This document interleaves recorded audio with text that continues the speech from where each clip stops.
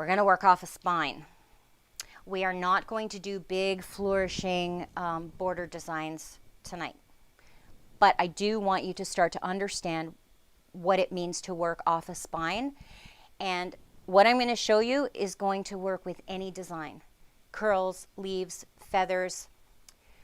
Look at some of my videos. I've created the most wacky designs popping off a spine. And really, your imagination is the only limit that you have, all right?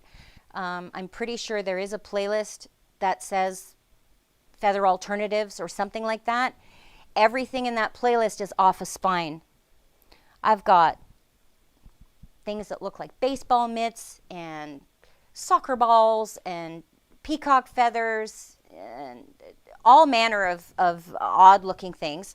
But they're all done with the same principles as what I'm going to show you now. Okay. And when you see it, if you don't already understand this concept, for those of you who are really new, when you see it, you're going to have that little light bulb moment. And you're going to think, oh, now I know why my feathers don't look like feathers and they look like soggy hot dogs hanging off my spine. But it happens. Everybody does it. Okay. So we're going to start with our straight spine and we're going to start with curls. All right. A few sort of rules. When we're working on a spine, I want you to think of driving and I want you to think of how you get onto a highway, or for those of you in the United States, a freeway. I think that's what you call it. Here we call it a highway. When we get on the highway and off the highway, there's no right turns. There's no sharp angles. We slide on and merge onto the highway, right? So we come down the ramp and before we actually hit the highway, we're running parallel with the traffic, correct? As we get off the highway, again, there's no right corners, there's no 90-degree angles. We come off the exit ramp and we slowly slide off the highway and go up onto the exit ramp, correct? The same applies right here. With this curl, I'm running on the spine and then I slide off it to go out to do my curl. When I come back, I'm going to merge. So before my curl actually hits the spine, the line is already in line with the spine coming down. When you look at any of my designs, and you can go and look at the videos or what we do here tonight, it's a very small angle right here, right there. It comes over and it slides on. I always do the underside first of the design, doesn't matter what design it is, because I want coming over the top of the design to help me travel up the spine. If we do the underside first, what's going to happen is we're going to have to cross over ourselves, and then the first thing it's going to do is make the spine really messy because you're going to have thread, right? It's one thing when you're drawing, but when you're on a quilt, especially depending what kind of thread you're using. I mean, if you're using a 40-weight variegated thread, you do not want to see all the way up the spine because it's going to get really thready and it's going to get really messy and it won't look nice, all right? So there's my spine, and right now we're just going to stick with straight. I'm going to slide up the spine just a little bit, and I'm going to slide off, do my curl, going to come in over the top, and before I get to the spine, I'm going to make sure that I'm almost running parallel with it. When I do the next one, same thing. Curl up over the top and down. Up and out and over, up over the top and down. Slide up, bottom of the curl. Now, I'm leaving space in between this curl and the top of this one because I need room to get out. So as I swing around here, when I echo that, that's going to get me closer. All right?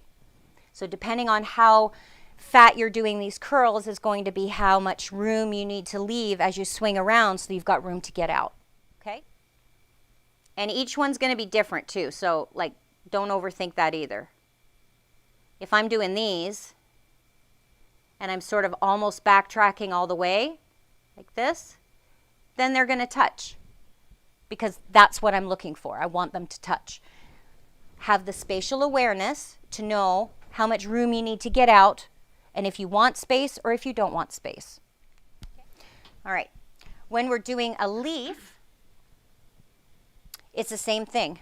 The leaf is just the S curve, right? Whether it's a long, skinny leaf that looks like a fern or you're sort of doing you want some kind of watery business where you're just sort of wiggling it up like this and wiggling it back. The same principle applies. We're going to slide off the spine. We're going to come back over the top here, over the top, and land back on the spine. We're going to merge onto it with not much angle in there. All right? Now, especially with these leaves, what I want you to notice is how much space this leaf takes up on the spine. I'm traveling up the spine, on, off, or off on, okay? Up.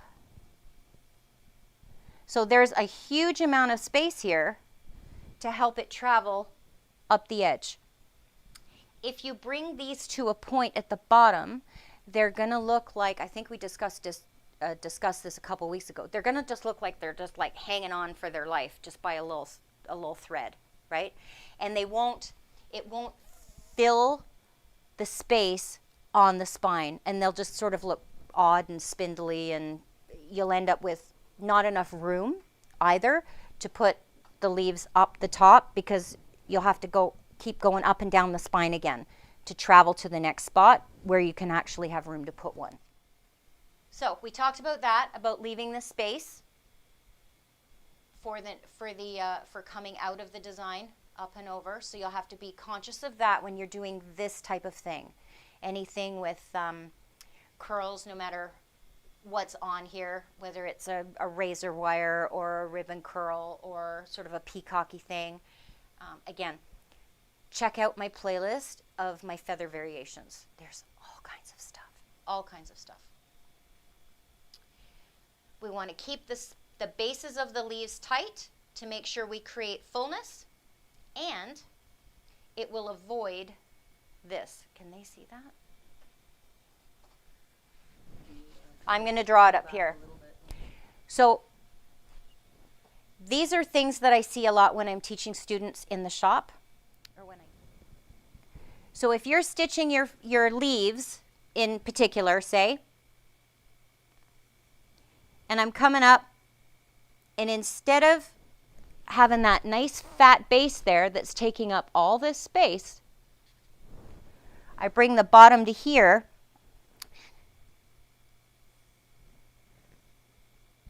And I'm not talking about thick leaves and thin leaves, because these leaves can be as long and thin as you like. You still don't want them to come right to a point when they get to the spine, because no matter how skinny they are, if you come right to a point, you won't have room to pop the next one on top of it. You're going to end up with gaps and spaces. So I did those, and then now I've got this.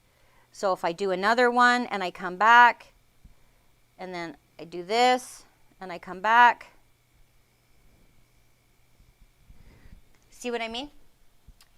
So it's kind of hard for me to create it, but it happens. So when you're not coming onto it with some space in the middle, so even if that's really skinny, I still have that much space. Does that make sense? Hopefully. That's what you want. And this is what we want. We want this space. See right here, this one here, this came off the spine right here, and it came back on the spine right there. There's no, the spine's not being eaten up anywhere. So eventually, this will compound itself, And it'll just get worse with every leaf you add. It'll just exasperate the next one, and it just gets, you can't control it at that point. It just gets awful.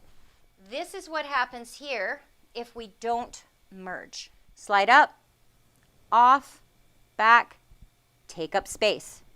Take up space, merge on. Okay, everything's looking good. Next one. Okay, now if we start to stop the merge and we start kind of hitting that at the wrong angle, this happens real fast when we start to do feathers. So I'm going to come off here. I'm not really going to slide off very good. I'm just kind of coming on an angle there. And when I come back, I've come back sort of on, I don't know, like a 30-degree angle. I don't know what that is. It doesn't matter. But there's a lot of space right here. Right there. It doesn't look nice and tight like this, and this is not sliding onto the spine. So as we start to stitch and we start to do that, it's going to compound it for the next one, and that angle's going to get flatter, and that angle's going to get fatter, and then see, now I have to actually physically slide down my spine to get to here to be able to do the next one. But I'm already sort of in this kind of manner of travel. Once this is started, it's really hard to get that nice merge back. So then it starts to go like this. And then things it just goes in the trash after that, if that makes sense. So it's really important, think tuck and roll. You know, like if you get kicked out of a car and you jump out of a car and you got to tuck and roll before you hit the ground, it's the same thing. As you hit the I'm going to get the giggles now. Oh dear. No, it's never good. So as you come in with a curl, as you come here, tuck. If it's a leaf, tuck. Right? Just think that.